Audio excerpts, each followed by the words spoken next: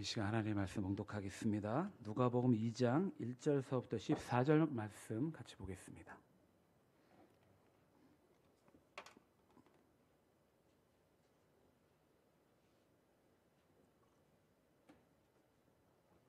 누가복음 2장 1절서부터 14절.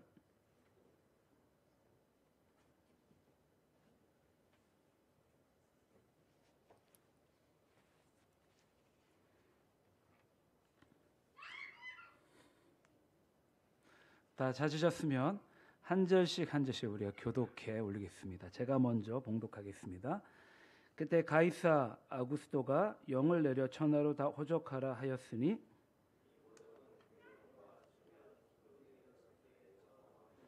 모든 사람이 호적하러 각각 고향으로 돌아가매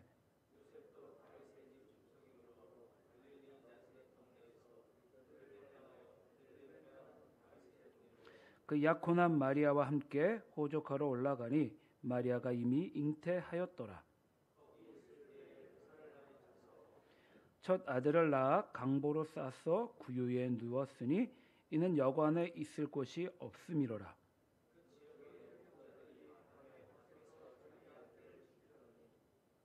주의 사자가 곁에 서고 주의 영광이 그들을 두루 비추매 크게 무서워하는지라.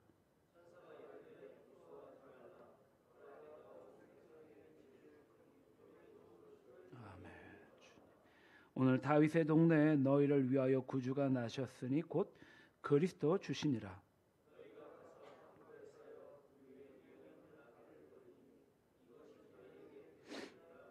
호련히 수많은 천군이 그 천사와 함께 하나님을 찬송하여 이르되 지극히 높은 곳에서는 하나님께 영광이요 땅에서는 하나님이 기뻐하시는 사람들 중에 평화로다 하니라. 아멘.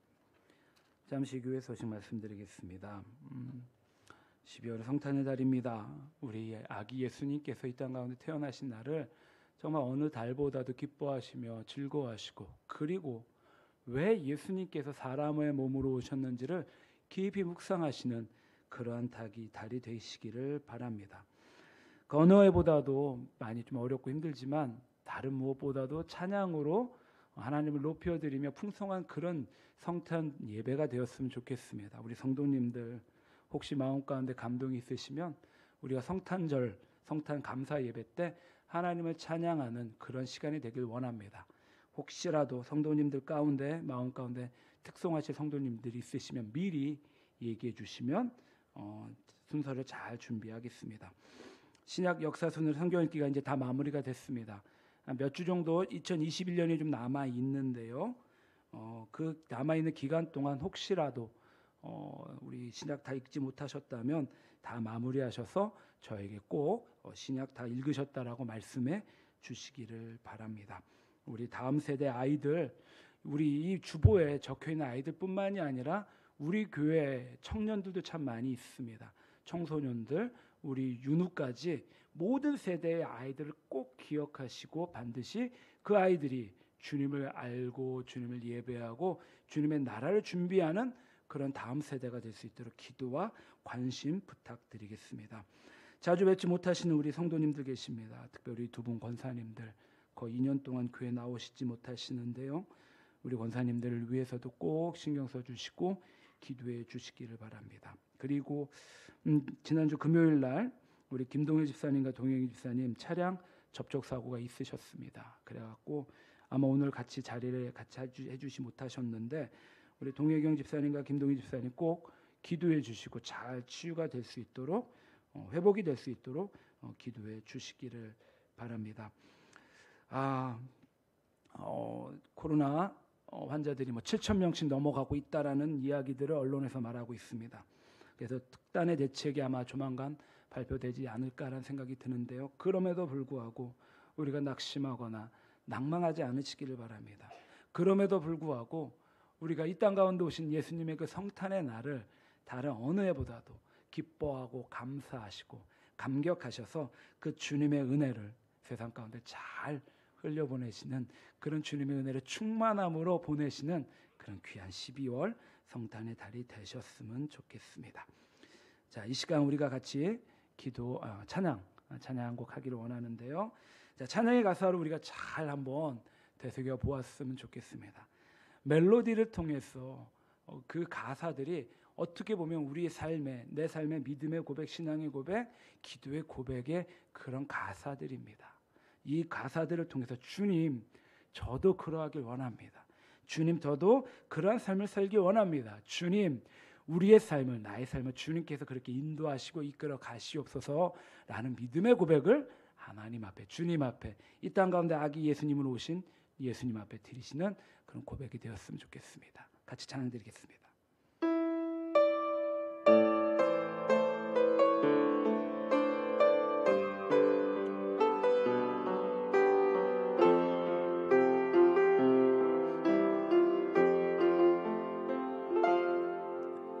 이 세상을 살아가는 동안에 나의 힘을 의지할 수 없으니 기도하고 낙심하지 말 것은 주께서 참 소망이 되심이. 한 번 더 고백합니다. 이 세상을 살아가는 동안에 나의 힘을 의지할 수 없으니 기도하고 낙심하지 말 것은 주께서 참 소망이 되심이라. 하나님의 꿈이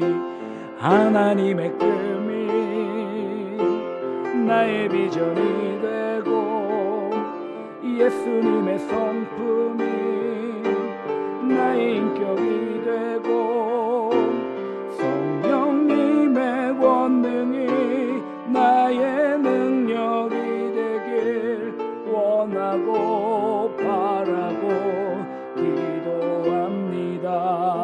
주의 길을 걸어가는 동안에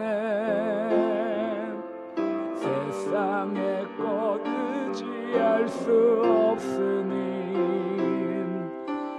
감사하고 낙심하지 말 것은 주께서 참 기쁨이 되심이. 한 번 더 고백합니다. 주의 길을 걸어가는 동안에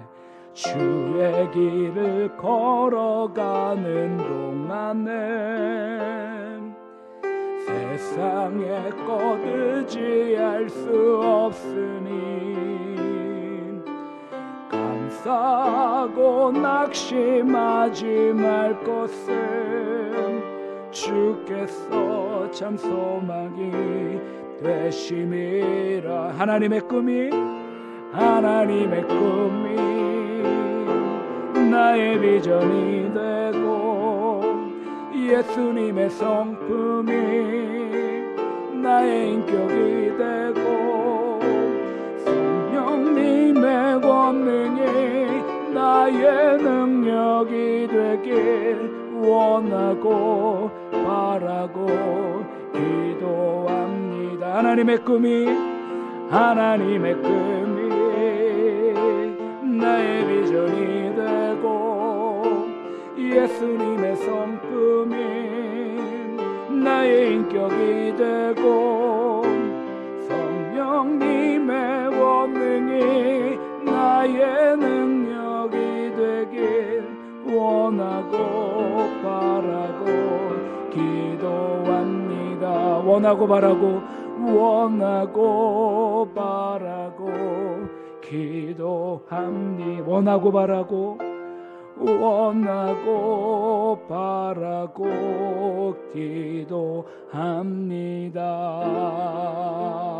기도합니다. 잠시 기도드리겠습니다. 사랑과 은혜가 풍성하시고 자비로우신 하나님 아버지 감사드립니다. 아버지 앞에 나올 수 있는 은혜가, 예수님을 구주라고 고백할 수 있는 놀라운 은혜가 참으로 복되고 귀하고 감사함을 우리가 더 많이 더 깊이 알게 하여 주시옵소서. 그 은혜 하나만으로 기뻐하고 즐거워하고 우리 예수님 한 분만으로 우리의 두 눈이 주님의 그 향한 기쁨의 눈물이 흘려지는 그런 귀하고 복되고 아름다운 시간 되게 하여 주시옵소서. 말씀의 은혜가 우리 마음 가운데 떨어졌을 때 그 씨앗들이 자라가고 무럭무럭 열리고 맺히는 그런 열매들이 우리 삶 가운데 더욱더 풍성하게 아버지여 맺히게 하여 주시옵소서. 주님의 은혜를 소망합니다. 주님의 은혜를 간절히 바랍니다. 놀라운 은혜로 그 성령의 기름 부으심으로 가득가득 채워 주시옵소서. 감사드리며 예수님의 이름으로 기도드리옵나이다. 아멘. 아멘. 아멘. 그 어느 때보다도 오늘 우리가 드려지는 이 예배 가운데 그 성령님의 놀라운 은혜의 그 기름 부으심이 충만히 넘치는 그런 은혜를 경험하고 있습니다. 우리 같이 경험하고 계시는 우리 주변에 계시는 옆에 성도님들 향하여 인사 나누셨으면 좋겠습니다. 만나서 반갑습니다. 잘 오셨습니다. 감사합니다. 자, 12월 하면은 우리가 성탄의 달이라고 말하지요. 그래서인지 몰라도 저도 좀 12월 달에 찬양을 드리면서 다른 어느 때보다도 예수님께서 이 땅 가운데 오신 성탄의 찬양을 좀 많이 해보려고 합니다. 그러다 보니까 그 찬송가를 이렇게 저렇게 좀 살펴보니까 성탄의 찬송가는 참 많이 있는데 많이 불러보지 못하고 많이 들어보지 못하다 보니까 그 많은 찬양 가운데 성탄의 찬양 가운데 몇 곡 잘 알지 못하더라고요. 그래서 한 2, 3주 전부터 열심히 성탄에 대한 찬양을 말씀을 준비할 때 시간이 날 때 아마 아실 거예요. 토요일 날 제가 교회에서 좀 왔다 갔다 하면서도 항상 찬송가를 틀어놓는 그런 장면도 우리 성도님도 보셨을 텐데요. 그렇게 주님 앞에 성탄의 찬양을 좀 많이 드려보고 싶은 그런 마음이 제 삶 가운데 좀 있었습니다. 이처럼 12월 하면은 몇 년 전만 해도 어떤 성탄에 대한 설레임 그리고 교회들마다 여러 행사들로 참 분주하고 들뜬 모습이 우리 가운데 있었습니다. 그리고 우리 동두천 이제 중앙로를 지나가다 보면은 위에 아름다운 이 뭐라고 해야 되나 루미나리라고 그러나요? 그런 불빛 같은 것도 좀 많이 걸려 있었고 그리고 중앙로 로타리라든지 큰 시장 로타리에 가보면 커다란 크리스마스 추리가 참 아름답게 참 걸려 있었고 그래서 그럼에도 성탄절이구나라는 것을 좀 알 수 있었는데 올해는 이상하게 다른 어느 때보다도 성탄 추리는 찾아볼 수 없었고 그 아마 큰 시장 로타리 정도의 성탄 트리를 이렇게 좀 볼 수 있었던 좀 그런 경우가 있었습니다. 아마도 그럴 수밖에 없었던 이유들이 다른 어느 해보다도 코로나와 이것으로 인한 사회적 거리두기 그리고 또한 참 많이 팍팍하고 어렵죠. 어떻게 시간이 지나면 지날수록 우리 삶은 좀 더 나아져야 되고 좀 더 편해야 되는데 뭔가 좀 많이 어렵고 힘들고 어떤 재정적으로 경제적으로 참 많이 그런 어려움 때문에 그런 일련의 성탄절의 모습이 우리가 느꼈던 경험했던 그 풍성함이 더 많이 사라지지 않았나라는 그런 생각들도 해봅니다. 자, 그럼에도 우리가 세상적인 것들에 대해서 마음이나 생각을 빼앗기는 것이 아니라 우리 예수님께서 이 땅 가운데 태어나신 그 성탄의 기쁨이 다른 무엇보다도 우리 성도님들 삶 가운데 더욱더 풍성하게 나타나셔서 세상 가운데 잘 흘려내시는 그래서 세상에서 줄 수 없는 그 놀라운 기쁨과 은혜를 더 깊이 맛보아라 가시는 우리 귀하고 복되고 아름다운 성도님들의 성탄의 달이 되시기를 주님의 이름으로 간절히 축원합니다. 아멘. 제가 한 가지 좀 재미있는 예화를 한번 들려드리겠습니다. 갑자기 비가 엄청나게 쏟아지는 어느 여름날이었죠. 영국이죠. 잉글랜드, 영국 런던의 한 외곽의 농가를 지나가던 일행들 중에 한 사람이 그 농장 주인에게 찾아와서 우산 하나만 빌릴 수 있겠냐라고 청합니다. 주인은 지나가는 사람이기 때문에 잘 알지 못하기 때문에 빌려주기가 참 망설여졌었고 또 빌려주지 않으려면 또 너무 야박한 것 같아서 좀 고민을 하던 중에 집에 가지고 있는 낡은 우산 가운데 하나를 집어 내어주게 됩니다. 며칠에 어떤 사람이 아주 예쁘게 포장된 편지와 함께 낡은 우산 하나를 가지고 오게 되지요. 그리고 그 편지에는 정말 감사했습니다라는 정중한 인사와 함께 영국 여왕 엘리자베스라는 그 여왕의 친필 사인이 들어있는 카드를 받게 됩니다. 자, 이 농부 마음이 어땠을까요? 그 편지를 읽고 그 농부는 가슴을 치며 후회했지요. 여왕인 줄 알았다라면 정성을 다해서 영접하고 가장 좋은 새 우산을 드렸을 텐데라는 그런 깊은 아쉬움이 그 농장 주인 마음 가운데 있었을 것입니다.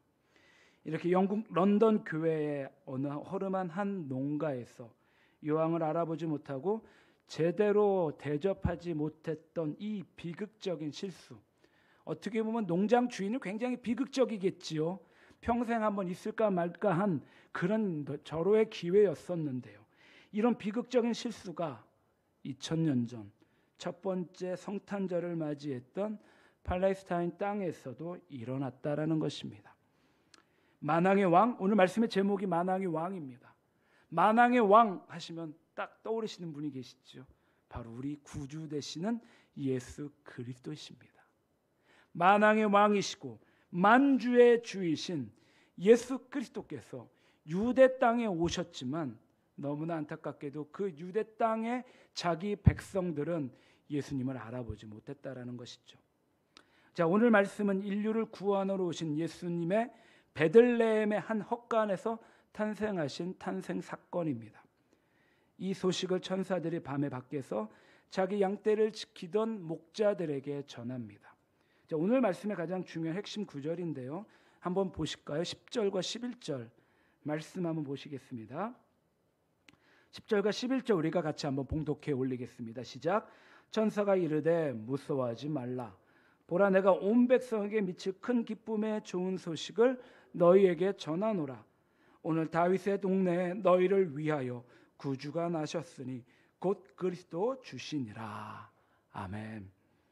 자, 예수님은 다윗의 동네에서 탄생하셨습니다. 그리고 가브리엘 천사가 마리아에게 약속한 대로 누가복음 1장 32절부터 33절에 그가 큰 자가 되고 지극히 높으신 이의 아들이라 일컬어질 것이요 주 하나님께서 그 조상 다윗의 왕위를 그에게 주시리니 영원히 야곱의 집을 왕으로 다스릴 것이며 그 나라가 무궁하리라.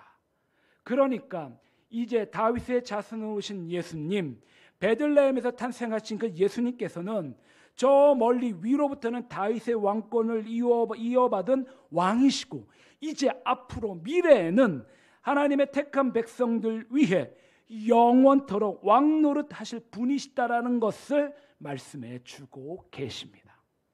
간절히 바라는 것은요, 오늘 말씀을 통해서 만왕의 왕이시며 만주의 주이신 예수님의 그 성탄의 은혜, 어느 은혜요? 이 땅 가운데 사람의 몸을 가지시고 우리 가운데 오신 이 낮고 낮은 땅 위에 나를 위하여 오신 그 예수님의 그 성탄의 은혜와 기쁨이 우리 성도님들께 더욱더 충만한 그런 놀라운 은혜가 되기를 주님의 이름으로 간절히 축원합니다. 아멘. 자, 첫 번째는요, 예수님께서는 만왕의 왕이십니다. 그런데 이 땅 가운데 오셨을 때 어떤 왕으로 오셨느냐? 한 세 가지 정도로 오늘 말씀을 통해 살펴볼 수 있는데요. 가장 먼저는 예수님께 이 땅 가운데 오실 때 사랑의 왕으로 오셨다라는 것입니다. 사랑의 왕으로 오신 거예요. 예수님께서는요. 1절, 2절, 3절 그때 가이사 아구스도가 영을 내려 천하로 다 호적하라 하였으니 이 호적은 구레뇨가 수리아 총독이 되었을 때 처음 한 것이라. 모든 사람이 호적하러 각각 고향으로 돌아가매. 자, 이제 로마 황제 가이사 아구스도가 천하에 호적하라라고 명령을 내리고 있습니다. 여기서 가이사는요, 영어로 시저입니다. 시저. 그러니까 로마 황제의 호칭을 말합니다. 로마 황제인 아구스도는 클레오파트라와 사랑에 빠진 안토니우스를 물리치고 36살에 대로마 제국의 황제가 됩니다. 역사적인 팩트예요. 사실입니다. 그는 막강한 군사력으로 세계를 제패했고요.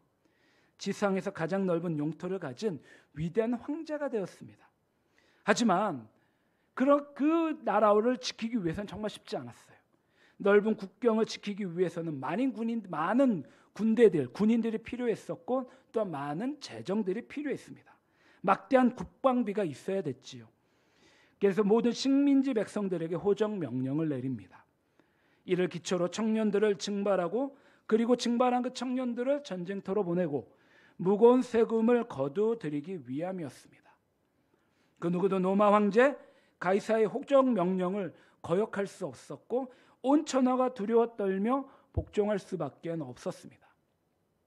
이렇게 로마에서 정해진 날까지 호적 등록을 하지 않으면 무선 징벌, 무선 형벌이 따르기 때문에 어쩔 수 없이 생업을 포기하고 각자 자기의 고향으로 돌아가야만 했습니다. 4절과 5절에 요셉도 다윗의 집 족속이므로 갈릴리 나사렛 동네에서 유대를 향하여 베들레헴이라는 다윗의 동네로 그 약혼한 마리아와 함께 호적하러 올라가니 마리아가 이미 잉태하였더라. 자, 요셉은요 다윗의 족속입니다. 그렇기 때문에 다윗의 동네 베들레헴으로 가서 이제 다시금 호적을 등록해야만 합니다. 자, 그런데요 나사렛에서 베들레헴까지는 그냥 옆 동네처럼 왔다 갔다 하는 그런 지역이 아니었습니다. 약 무려 160km 정도 되리는 그런 거리였죠. 요즘 같으면 자가용으로 2-3시간이면 충분히 갈 수 있는 거리였지만 당시의 교통수단이라고는 2000년 전에는 무조건 걷는 일밖에 없었습니다. 그러니까 하루에 8시간씩을 걸어도 무려 일주일 정도, 빠르면 한 5일 정도 걸리는 그런 거리이죠. 도로 포장 생각할 수도 없습니다.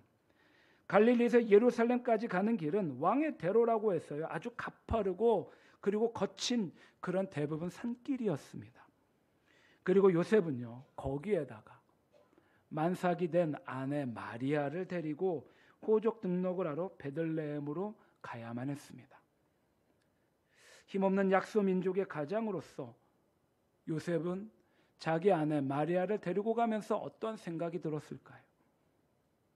심한 좌절감, 굴욕감을 아마 경험했을 것입니다. 그리고 어쩔 수 없이 고향으로 내려가게 됐죠. 6절과 7절에 거기 있을 그때 해산한 날이 차서 첫 아들을 낳아 강보로 싸서 구유에 누였으니 이는 여관에 있을 곳이 없음이더라. 거기 있을 그때, 그러니까 호적 등록하라라고 명령이 떨어졌고 갈릴리에서 베들레헴으로 도착한 그때에 해산할 날이 차서 맏아들을 낳게 됩니다. 자, 구약 미가서 5장 2절에 보면은요, 이 장면에 대해서 미가 선지자가 예언을 한 것이 있습니다. 5장 2절 베들레헴 에브라다야, 너는 유다 족속 중에 작을지라도 이스라엘을 다스릴 자가 내게서 내게로 나올 것이라. 그는 근보는 상고에 영원에 있느니라. 자, 이 말씀 누가복음 6절 7절에 보니 이 말씀에 구약의 두 가지 예언, 미가서에서 예언이 된 5장 2절에서 예언이 된 두 가지 예언이 성취가 되었음을 우리는 알 수 있습니다. 하나는 예수님께서 다윗의 족속 요셉의 아들이기 때문에 이제 예수님은 유다 족속 다윗의 후손이라는 증거와, 또 하나는 요셉과 마리아가 나사렛에서 살고 있었는데 지금 현재 베들레헴까지 와서 맏아들 예수님을 낳게 됩니다. 해산을 하게 됐죠. 이 사실은요, 놀랍게도 역사의 주관자가 하나님이심을 말씀해 주고 계십니다. 하나님께서는 가이사 아구스토의 그 호적 명령을 사용하셔서 요셉과 마리아를 베들레헴으로 인도하셔서 구약의 놀라운 예언들을 성취해 나아가고 계십니다. 자, 그런데도요 너무나 안타깝게도 세상을 구원하러 오신 예수님께서 여관도 아닌 하필이면 마구간이 있는 구유에서 탄생하셨습니다. 이는 당시에 여관에 머물 것이 없었지요. 분명 당시에도 여관은 있었지만 요즘과 같이 그렇게 흔치는 않았을 것입니다. 그나마 미리 호적을 등록하러 온 사람들, 그나마 재정적으로 넉넉한 사람들이 여관방들을 다 차지했기 때문에 예수님께서 들어가실 만한 여관방은 없었습니다. 안타깝게도 돈도 없고 힘없는 요셉은 마리아가 해산할 방 한 칸을 구할 능력도 없었습니다. 그럼에도 너무나 안타깝게도 고향 베들레헴 사람들은 산통으로 괴로워하는 그 산모의 고통을 외면하고 말았지요. 로마의 억압과 착취에 시달리던 백성들은 안타깝게도 이렇게 이방인을 받아들일 수 있을 만큼의 마음의 심적인 여유가 그들 삶 가운데 없었다라는 것입니다. 힘없고 고통받은 사람들을 외면했었고 모두 다 자기 중심적으로 다 자기 일들에 바빴습니다. 만왕의 왕이시며 만유의 주님이신 예수님을 아무도 알아보지 못했었고 그 누구도 환영하지 못했습니다. 요한복음 1장 10절부터 11절에 이런 말씀이 있습니다. 그가 세상에 계셨으며 세상은 그로 말미암아 지은 바 되었을 때 세상이 그를 알지 못하였고 자기 땅에 오매 자기 백성이 영접하지 아니하였으나. 너무나 안타깝죠. 예수님께서 창조자이신 예수님께서 창조물 피조물을 향하여 이 땅 가운데 인간의 몸으로 오셨는데 그 인간의 몸으로 오신 그 하나님을 인간은 그 누구도 환영하지 않았다라는 것입니다. 창조자 하나님께서 인간의 모습을 이끌고 한 아기의 모습으로 이 땅 가운데 오셨습니다. 세상을 구원하러 오신 예수님께서 불교의 석가모니는요 왕궁에서 태어났다라고 합니다. 그런데 우리 예수님은요 동물의 그 오물 냄새가 코를 찌르는 불결하고 불결한 곳에서 태어나셨습니다. 모든 사람의 환영을 받아야 할 분이 사람들의 무관심과 냉대 가운데 태어나셨고 가장 영화롭고 가장 거룩한 분이 가장 비천한 구유에서 태어나셨습니다. 가장 부유한 분이 가장 가난하게 되셨었고 세상을 주관하시고 세상을 섭리하셨던 분이 가장 연약한 인간의 조건을 가지고 이 땅 가운데 태어나셨습니다. 예수님은 더 이상 낮아질 곳이 없는 구유 가운데 오셨다라는 것입니다. 그렇다면 그 이유가 무엇일까요? 왜 예수님께서는 그렇게 낮고 낮은 땅의 그 구유 위에 오셨을까요? 그 이유가 무엇인가요? 그것은 다름이 아닌 나를 위해서. 좀 더 구체적으로 말씀드리자면 신학적으로 말씀드리자면 더럽고 냄새나는 죄인들의 구주가 되시기 위하여 이 땅 가운데 그렇게 낮게 오셨다라는 것입니다. 마가복음 10장 45절에 인자가 온 것은 섬김을 받으려 온 것이 아니라 도리어 섬기려 하고 자기 목숨을 많은 사람의 대속물로 주려 함이니라. 또한 빌립보서 2장 6절부터 8절에 보면은요. 그는 근본 하나님의 본체시나 하나님과 동등됨을 취할 것으로 여기지 아니하시고 오히려 자기를 비워 종의 형체를 가져 사람들과 같이 되었고 사람의 모양으로 나타냈음에 자기를 낮추시고 죽기까지 복종하셨으니 곧 십자가에 죽으심이라. 예수님은요 하나님의 본체셨습니다. 예수님은요 성부 하나님 성자 예수님 두 번째 위에 하나님이셨습니다. 그런데 그 예수님께서 자기를 비우시고 자기를 낮추시고 그 생명을 내어놓을 때까지 죽기까지 복종해 주셨습니다. 사랑하는 성도님들, 물은 언제나 낮은 곳으로 향해 흘러갑니다. 그 낮은 곳에 쌓이게 되죠. 하나님의 은혜와 하나님의 그 복은요 물과 같아서 언제든지 낮은 곳으로 향해 나아갑니다. 은혜의 하향성이다라고 말하죠. 예수님은 낮은 곳에 머무시면서 가장 가난하고 고통받고 비천한 자를 높여주시는 그러한 분이십니다. 고린도후서 8장 9절에 우리 주 예수 그리스도의 은혜를 너희가 알거니와 부유하신 자로서 너희를 위하여 가난하게 되심은 그의 가난함을 인하여 너희로 부욕케 하려 하심이니라. 그렇습니다. 예수님께서는 그 누구보다도 가장 부유하신 분이셨습니다. 그런데 놀랍게도요 나를 위해 우리를 위해 가장 가난케 되셨습니다. 예수님께서 가장 가난하게 되심으로요 거기서 끝나는 것이 아니라 우리 성도님들을 저를 가장 부유하게 만들어 주셨습니다. 예수님은 죄악의 사슬에 매인 우리들을 구원해 주셨고 하나님의 섭리 가운데 살게 하기 위하여 가장 불행한 인간으로 이 땅 가운데 오셨다라는 것입니다. 이것이 바로 예수님의 우리를 향한 좀 더 구체적으로 나를 향한 성도님들을 향한 지고지순한 사랑의 모습이십니다. 예수님은 그 누구도 정죄하지 않으시고 사랑으로 품어주십니다. 세리네이를 품어주셨고요. 삭개오를 품어주셨고요. 스로보니게 여인이며 사마리아 여자를 품어주셨습니다. 가늠하다가 현장에 잡힌 여인도 절대로 돌로 치지 아니하시고 다 품어 주셨어요. 예수님은 가장 낮은 곳에서 모든 사람을 그 크신 사랑으로 품어 주신 바로 사랑의 왕이십니다. 이 예수님께로 가면은요, 그 어느 누구든지 환영을 받습니다. 누구든지 사랑을 받고 누구든지 위로를 받습니다. 예수님께 사랑받지 못할 사람은 아무도 없고 예수님은 한 영혼을 온 천하보다도 귀히 여기십니다. 마태복음 11장 18절, 수고하고 무거운 짐진 자들아 다 내게로 오라, 내가 너희를 쉬게 하리라. 우리 예수님께로 가면은요, 위로받지 못할 사람이 없습니다. 예수님은 상한 갈 때도 꺼지 아니하시고 꺼져가는 심지도 끄지 아니하시는 만민의 위로자이시고 사랑의 하나님이십니다.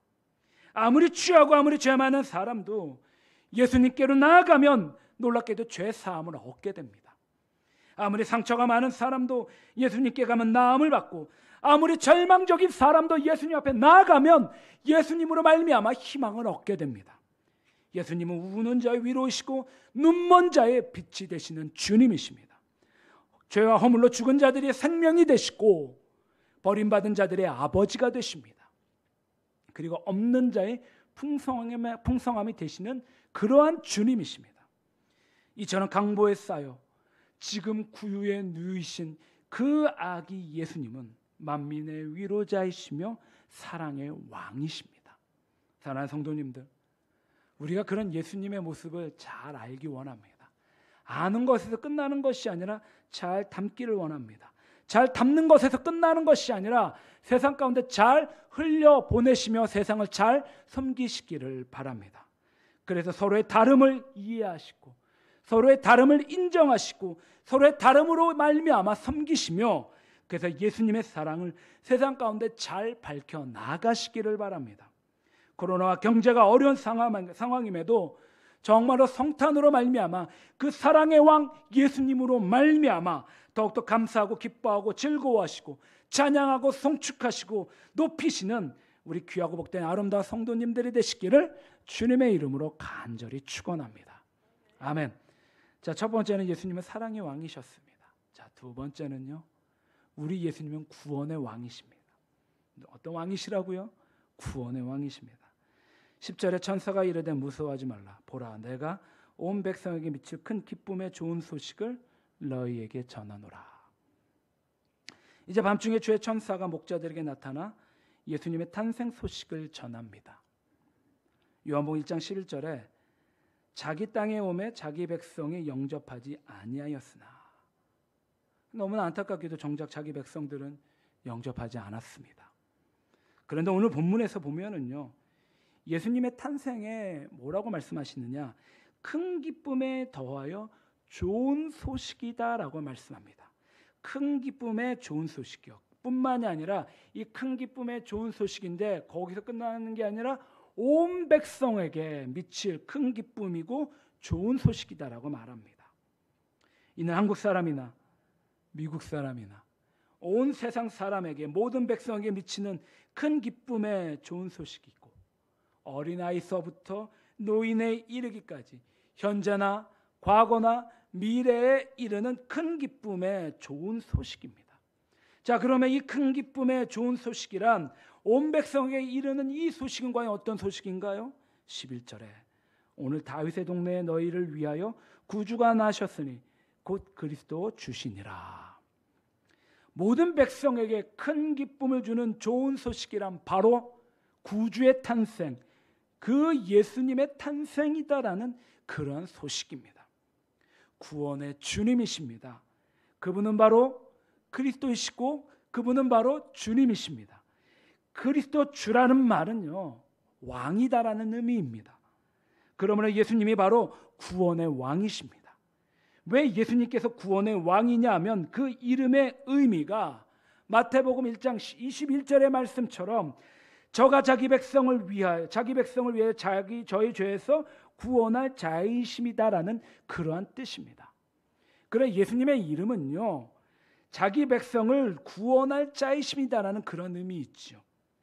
예수님은 우리를 죄에서 구원하시기 위해 하늘나라의 영광과 그 보좌를 버리시고 이 땅 가운데 오신 분이십니다. 이 땅에서 죄인들의 친구가 되셨고 죄인들의 눈물과 겸손으로 섬겨 주셨습니다. 그리고 우리 죄를 위하여 우리를 대신하여 십자가에 달려 돌아가셨고 우리를 위하여 채찍에 맞으셨고 우리를 위하여 하나님의 그 저주와 심판을 다 남김없이 받으신 하나님이십니다. 이 예수님만이 우리를 그 죄에서 구원해 주실 분이다라는 것이죠. 이 예수님만이 우리를 인간의 저 깊은 곳에 숨겨져 있는 음란과 거짓과 교만에서, 육신의 안일함과 육신의 게으름에서, 시기심과 질투심으로 병든 우리의 마음을 열등의식과 그리고 절망과 불신의 늪에서 이 예수님만이 우리를 구원해 주실 수 있는 그런 하나님이십니다. 이처럼요, 기독교는 건져내는 종교입니다. 악한 것들에서 건져냅니다. 죄에서 건져냅니다. 세상에 빠진 자들을 건져내고 죄에 빠진 사람들을 건져냅니다. 저주에서 건져내며 멸망과 불행의 그 구렁텅이에서 건져냅니다. 이처럼 우리가 세상 가운데 건져내야 할 것들이 참 많이 있습니다. 여전히 우리 마음 가운데 낙심해서, 여전히 우리 마음에 의심해서, 또한 악한 생각, 불의한 생각, 이 모든 데서 우리는 건져내야만 합니다. 죄인을 잡아다가 구속하고 가두고 감옥에 집어넣고 그런다고 해서 절대로 죄에서 구원할 수는 없습니다. 죄에서 건져낼 수도 없습니다. 강제로 감옥에 가두어 놓아서도 안 됩니다. 그래서 사도 바울은요, 로마서 7장 24절에 오라 나는 공고한 자로다. 이 사망의 몸에서 누가 나를 건져내랴라고 고백합니다. 공고하다라는 말은요, 형편이나 처지가 딱하고 어렵다라는 의미입니다.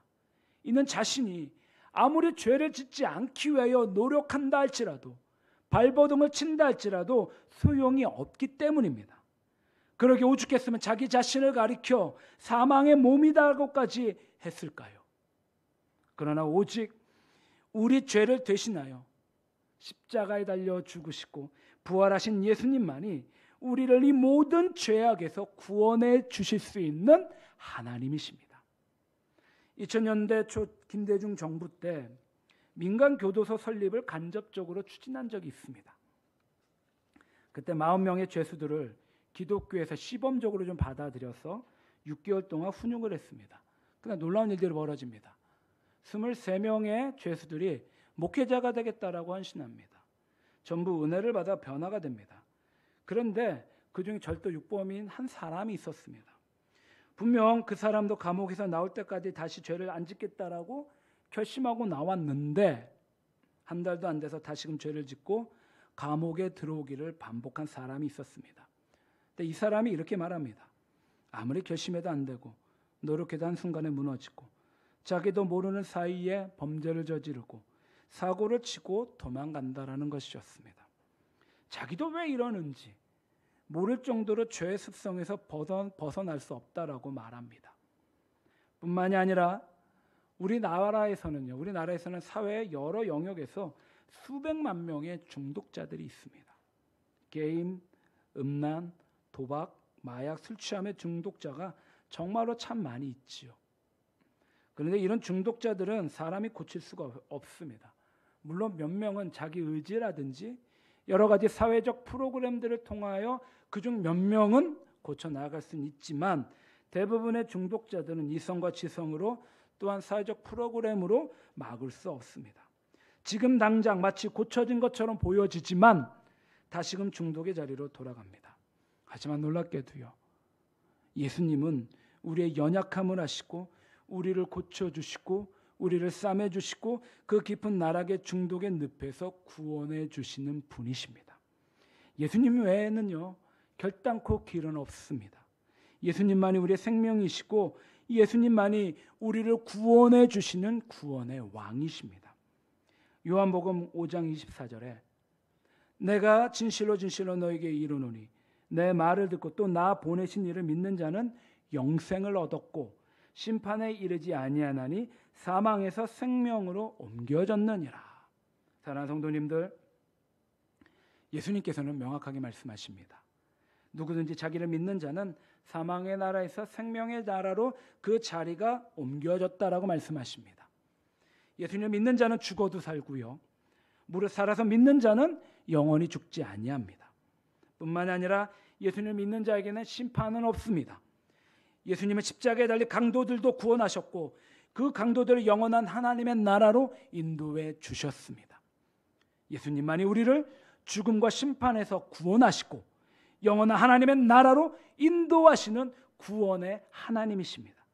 구원의 하나님으로 구원의 왕으로 오신 그 예수님을 성탄에 감사하며 기뻐하시는 우리 성도님들이 되시기를 간절히 축원합니다. 아멘. 자, 마지막으로 세 번째는요, 우리 예수님은 평강의 왕이십니다. 사랑의 왕이셨고 구원의 왕이셨고 그리고 이제 평강과 평화의 왕이십니다. 12절과 13절에 너희가 가서 강보에 쌓여 구유에 누워 있는 아기를 보리니 이것이 너희에게 표적이니라 하더니 호련히 수많은 천군이 그 천사와 함께 하나님을 찬송하여 이르되. 자, 강보에 쌓여 구유에 누인 아기가 구주이십니다. 즉 그리스도라는 그런 표적입니다. 그리스도라는 것이죠. 분이시다는 거죠. 그러자 하늘에서 허다한 천군이 그 천사들과 함께 부르는 웅장한 합창가가 울려 퍼집니다. 분명 하늘의 천사들이 작곡한 것이므로 그 멜로디는 참으로 아름다웠을 것이지만 지금으로는 알 수가 없습니다. 저도 찬양에 관심이 참 많아가지고 다음에 천국에 올라가면 꼭 한번 듣고 싶고 꼭 한번 물어보고 싶습니다. 얼만큼 아름다운 그런 찬양이었을까? 얼만큼 아름다운 찬송이었을까? 그 멜로디는 지금 알 수는 없지만 놀랍게도 그 가사는 뚜렷하게 남아 있습니다. 이 가사는 예수님의 탄생의 의미가 무엇인지를 가장 정확하게 말씀해 주고 있는 구절입니다. 14절이요. 지극히 높은 곳에서는 하나님께 영광이요 땅에서는 하나님이 기뻐하신 사람들 중에 평화로다 하니라. 예수님의 탄생은요, 하나님께 영광이십니다. 그리고 사람에게는 평화이십니다. 하나님이 얼마나 영광스러운 분이신가를 예수님을 통하여 나타내어 보이십니다.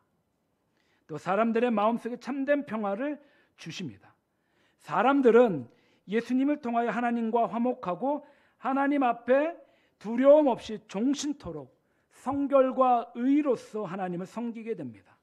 또한 사람들 사이에서 서로 용서하고 사랑함으로 참된 평화가 깃들게 되어 있습니다. 우리 성도님들 세상을 살아가실 때 그런 표현 많이 쓰죠. 일은 힘들어도 하는데 사람들이 힘들면 그 일을 하지 못한다라는 그런 표현 많이 씁니다. 특히 성도의 삶 가운데도 참 많이 있죠. 성도이기 때문에 예수님을 믿는다라는 거 하나만으로 이 시대 가운데 특히 코로나 시대에 얼마나 많은 핍박과 얼마나 많은 어려움을 당하고 계십니까? 자, 그럴 때 절대적인 비결 하나가 있습니다. 절대 상대방을 향하여 비판하거나 비난하거나 화내지 마시고 그 중간에 예수님이 계시다라는 것을 기억하시고 상대방을 바라보시길 바랍니다. 그러면 예수님께서 우리 인생의 윤활유가 되셔서 나와 이웃 가운데 그 관계의 윤활유가 되셔서 상대방을 이해하고 인정하고 그래 그럴 수도 있지라는 그런 놀라운 은혜의 마음들을 우리 예수님께서 우리 가운데 허락해 주신다라는 것입니다.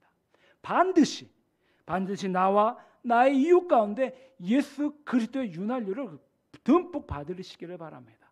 그 예수님께서는 우리 가운데 화평의 왕, 평화의 왕으로 오신 이유가 다름이 아닌 바로 그러한 이유 때문에 나와 나의 이웃과의 관계에서 예수님으로 말미암아 반드시 승리하시기를 바랍니다.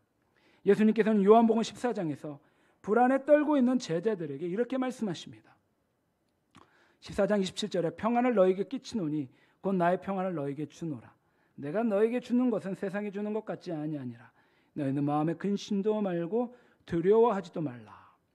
자, 예수님께서 주시는 평화는요, 세상에서 주는 평화와는 질적으로 다릅니다. 세상의 평화는 일시적입니다.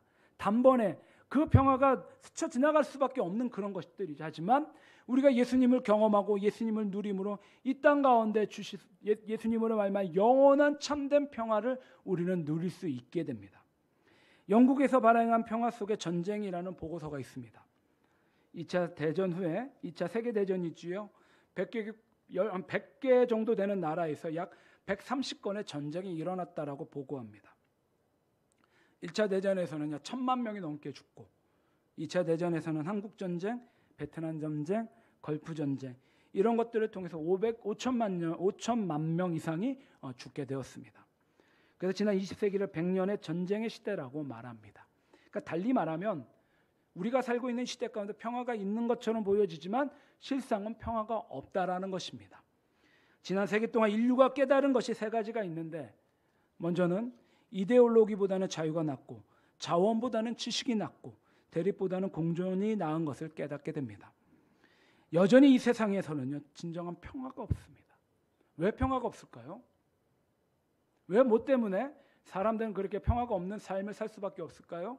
그것은 바로 인간의 타락한 본성, 전쟁의 원인은 이 타락한 본성, 자기 중심적인 본성에서 비롯되었기 때문에 이런 전쟁이 끊이지 않고 인간의 문화가 아무리 발달해도 전쟁은 피할 수 없다라는 것입니다.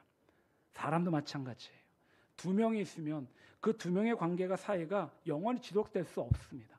언젠가는 반드시 탈이 나게 되어 있습니다. 왜냐하면 사람은 자기 중심적이기 때문에 그렇습니다. 이 땅에 있는 평화는요, 순간적이고 힘의 균형에 의한 일시적인 평화입니다.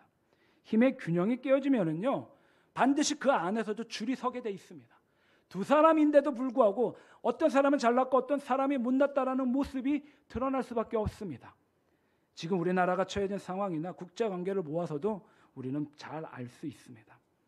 사랑하는 성도님들, 이처럼 진정한 평화에는 반드시 인간 내면에 완전한 변화가 있어야만 합니다. 자기 중심적인 생각이 바꿔져야만 합니다. 달리 말씀을 드리면 인간 중심의 생각에서 하나님의 중심 생각으로 바뀌어져야 된다는 것이죠. 그렇기 때문에 우리는 그런 표현 많이 씁니다. 내 자아가 깨어져야 된다. 나를 내려놓아야 된다. 달리 그런 의미가 내 생각과 내 가치관, 내 경험들을 주님 앞에 내려놓고 주님이 주신 은혜로 말미암아 나를 덧입고 나의 이웃들을 살펴보았을 때 그 은혜로 말미암아 나의 이웃의 섬김을 의미하고 있습니다. 가장 중요한 것은요, 이제 우리가 하나님과 화평함을 누려야만 합니다. 모든 인간의 불안, 긴장, 두려움, 이 모든 것들은 하나님과의 단절에서 비롯이 되었고, 안타깝게도 범죄한 인간의 영혼은 그 안에 참된 평화, 안식, 쉼이 없다라는 것입니다. 창세기에서 가인이 동생을 살인한 후에 변명합니다. 내가 내 아우를 지키는 자입니까? 라고 하나님 앞에 대항합니다. 그러자 하나님께서 내가 무엇을 하였느냐? 내 아우의 핏소리가 내게 호소하느니라. 너무나 안타깝죠. 형이 동생을 죽여버립니다. 그리고 결국 가인은 정죄를 받아 추방이 당하지요. 인간은 하나님과의 관계가 파괴되면 그 모든 인간 가운데의 관계도 파괴될 수밖에 없습니다. 가정도 마찬가지입니다. 대체 아담과 하와를 보면은요, 서로 정말로 행복하고 아름다운 모습이었습니다. 얼마나 행복했는지 아담이 자기 아내에게 이 사랑의 세레나라를 불러줍니다. 뭐라고 말하느냐? 내 뼈 중에 뼈요, 내 살 중에 살이다라고 말합니다. 얼마나 아름답습니까? 그런데 이렇게 두 사람 사이에 한 점 부끄러움이 없었는데 범죄한 후에는 아담이 아내를 향한 원망의 마음이 생겨나게 됩니다. 아내 때문에 죄를 짓고 이렇게 되었다라고 하며 두 사람의 관계에 금이 가버리고 맙니다. 우리가 평화로운 가정, 행복한 가정을 유지하는 길은 예수님을 우리 가정의 평화의 왕으로 모실 때에만 가능합니다. 이사야서 53장 5절에 그가 찔림은 우리의 허물 때문이요 그가 상함은 우리의 죄악 때문이라. 그가 징계를 받음으로 우리가 평화를 누리고 그가 채찍에 맞음으로 우리는 나음을 받았도다. 사랑하는 성도님들, 예수님께서 이 땅 가운데 오셨을 때 예수님 모든 고난과 십자가의 죽음을 하셨지만 우리에게 평화를 주시기 위하여 그 모든 것을 감안하시고 감내하시고 사람으로 오셨습니다. 이 땅 가운데 평화의 왕으로 그 오신 예수님을 더 많이 기뻐하시고 감사하시고 감격하시고 누리시는 그런 귀하고 복되고 아름다운 기쁨의 성탄이 되시기를 주님의 이름으로 간절히 축원합니다. 아멘. 자, 말씀을 정리하겠습니다. 목자들의 첫 번째 성탄의 반응이 정말로 아름답습니다. 이 크고 기쁜 소식을 들은 목자들은요, 아는 것을 끝내지 않았어요. 천사들이 목자들에게 말합니다. 예수님께서, 아기 예수님께서, 구주 예수님께서 태어나셨다. 아, 그렇습니까? 알겠습니다 라고 거기서 마치지 않았어요. 끝내지 않았어요. 천사들의 그 소리를 듣고 당장 결단을 내립니다. 누가복음 2장 16절에 목자들이 아기 예수님을 찾으러 가는데 그냥 찾으러 가는 것이 아니라 빨리 찾으러 갑니다. 지금 그 앞에는 양들이 잠을 자고 있었어요. 어떻게 보면 그 양들을 그냥 방치해버리고 아기 예수님을 보러 빨리 달려간 거예요. 일상의 모든 것들을 다 주님 앞에 내려놓고 나아간 것입니다. 16절, 빨리 가서 마리아와 요셉과 구유에 누인 아기를 찾아서, 목자들은 묻지 않았어요. 의심하지도 않았습니다. 자기 일상의 모든 것들을 내려놓고 예수님을 예배하고 경배하기 위해서 예수님을 찾아갑니다. 뿐만이 아닙니다. 들은 말씀을 확인하고 메시아를 만났을 뿐만이 아니라 17절에 보고 천사가 자기들에게 이 아기에 대하여 말한 것을 전하니, 천사가 자기들에게 이 아기에 대하여 말한 것들을 전합니다. 20절, 목자들은 자기들에게 이른 바와 같이 듣고 본 그 모든 것으로 인하여 하나님께 영광을 돌리고 찬송하며 돌아가니라.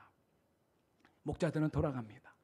그냥 아기 예수님께서 태어나셨다라고 생각하고 그렇게 돌아가는 것이 아니라 하늘의 아들이신 아기 예수님을 경험하고 하나님께 영광을 돌리고 찬송하며 찬양과 경배를 올려드리고 기쁨으로 자기 일상으로 돌아갑니다. 사랑하는 성도님들, 우리도 올해 성탄은 이랬으면 좋겠습니다. 다른 어느 성탄보다도 많은 것들을 준비하지 못하고 많은 것들을 예비하지 못하고 세상이 교회들을 핍박하고 세상이 교회들을 미워하지만 2021년 성탄은 그 어느 성탄보다도 우리 성도님들의 삶 가운데 기쁨이 넘치는 그렇게 준비하는 성탄이 되기를 원합니다. 세상은 교회를 너무나 미워합니다. 텔레비전 뉴스에 나오는 소식들은 우리 그리스도인들을 너무나 위축되게 합니다. 코로나로 인하여 대한민국 교회가 어느 연구소 보고에 의하면 약 1만 2천 개가 사라졌다라고 말합니다. 정말로 이만저만한 걱정이 아닙니다. 그러나 그럼에도 우리가 절대로 낙심하고 낙망하지 않기를 바랍니다. 우리는 빛의 자녀들이기 때문에 여전히 세상은 비친 우리들을 미워하고 우리를 핍박할 수밖에 없습니다. 절대로 그들에게 나를 세우지 않으시기를 바랍니다. 주님이 주신 것 평화의 왕으로 그들을 사랑해 주시기를 원합니다. 이 어려운 시기에 우리도 이번 2021년 성탄은 매해마다 오는 기독교의 절기가 아니라 나를 위해, 우리를 위해 오신 아기 예수님을 더 많이 더 깊이 만나셔서 그 안에 기뻐하고 즐거워하시며 그분 앞에 찬송과 찬양을 더욱더 올려드리는 그런 기쁨의 성탄이 되시기를 바랍니다. 그래서 구에 누신 아기 예수님, 상한 갈대를 꺾지 아니하시는 사랑의 왕이시고 또한 죄와 죽음의 권세 아래에 있는 모든 사람을 구원하시는 구원의 왕이시고 사랑과 평화로 우리를 다스려 주시는 그러한 평화의 왕이심을 더욱더 누리시기를 바랍니다. 이 예수님께서 이제 오늘 우리 마음 가운데 다시금 탄생하셨습니다. 이 구주 예수님께 찬양과 경배를 드리고 감사하고 감격하시는 귀하고 복되고 아름다운 성도님들이 되시기를 주님의 이름으로 간절히 축원합니다. 아멘. 기도하겠습니다. 사랑과 은혜가 풍성하신 하나님 아버지 감사드립니다. 우리를 향한 그 깊은 은혜 주님 감사드립니다. 2000년 전 유대 땅 베들레헴에서 저 낮고 낮은 마극간 구유에서 아기 예수님께서 탄생하셨습니다. 만왕의 왕이시며 만유의 주인이신 성자 하나님께서 이 낮고 낮은 땅에 가장 비천한 곳에 오셨습니다.